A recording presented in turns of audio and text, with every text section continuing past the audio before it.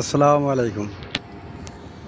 ছাদে ফাটা বা ছাদে ক্র্যাক, হ্যাঁ, এর সমাধান হচ্ছে অনেক সময় দেখা যাচ্ছে যে আপনার ওই ছাদ ঢালাই হওয়ার পরে প্যাডেস্টন ঢালাই হওয়ার পরও ২-৩ বছর পরে প্যাডেস্টন ঢালাইটা ফেটে ফেটে যায়, হ্যাঁ, তো ফেটে ফেটে যায়। এখন অনেক সময় দেখা যায় পানিও ফোঁটা ফোঁটা পড়ে, হ্যাঁ।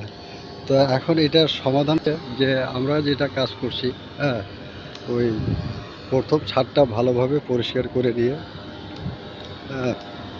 ভালোভাবে পানি দিয়ে ওয়ার ব্রাশ দিয়ে প্লাস্টিক ব্রাশ দিয়ে ওয়ার ব্রাশ দিয়ে সিরিজ পেপার দিয়ে ভালোভাবে পরিষ্কার করে নিয়ে, হ্যাঁ, পরিষ্কার করতে হবে। এই যে যেমন ফাটাগুলো, হ্যাঁ, এই ফাটাগুলো এইটা দিয়ে পানিটা নিষ্কাশন করে, যেহেতু এটা একটা 40,000 স্কোয়ার ফিটের ছাদ, হ্যাঁ।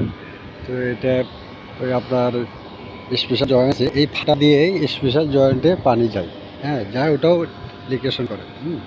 তো এখন এটা প্রথমে ভালোভাবে পরিষ্কার করে তারপরে ওই পানি দিয়ে ভালোভাবে ওয়াশ করে, হ্যাঁ, যাতে শ্যাওলা বালি টালি না থাকে, হ্যাঁ, তারপরে বাজার হোস্টেল ওয়াটার প্রুফিং সিভিল ব্যারানবার টিপস, হ্যাঁ, প্রথমে 1 কোট দিয়ে পানি দিয়ে ভালোভাবে ক্লিন করে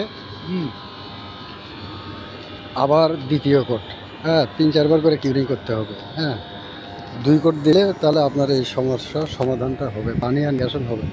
এটা আপনি যে কোনো মিস্ত্রি, হ্যাঁ, ভালোভাবে ব্রাশ দিয়ে বা রোলার দিয়ে এইভাবে আনা আসে। তবে দেখতে হবে, হ্যাঁ, বেশি মোটাও করা যাবে না, বেশি পাতলাও করা যাবে না, হ্যাঁ, যাতে ফাটার ভেতরে এবং জয়েন্টে যায়। আসসালামু আলাইকুম, ধন্যবাদ।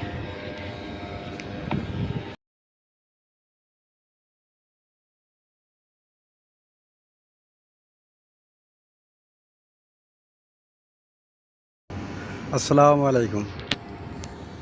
ছাদে ফাটা বা ছাদে ক্র্যাক, হ্যাঁ, এর সমাধান হচ্ছে অনেক সময় দেখা যাচ্ছে যে আপনার ওই ছাদ ঢালাই হওয়ার পরে প্যাডেস্টন ঢালাই হওয়ার পরও 2-3 বছর পরে প্যাডেস্টন ঢালাইটা ফেটে ফেটে যায়, হ্যাঁ, তো ফেটে ফেটে যায়। এখন অনেক সময় দেখা যায় পানিও ফোঁটা ফোঁটা পড়ে, হ্যাঁ।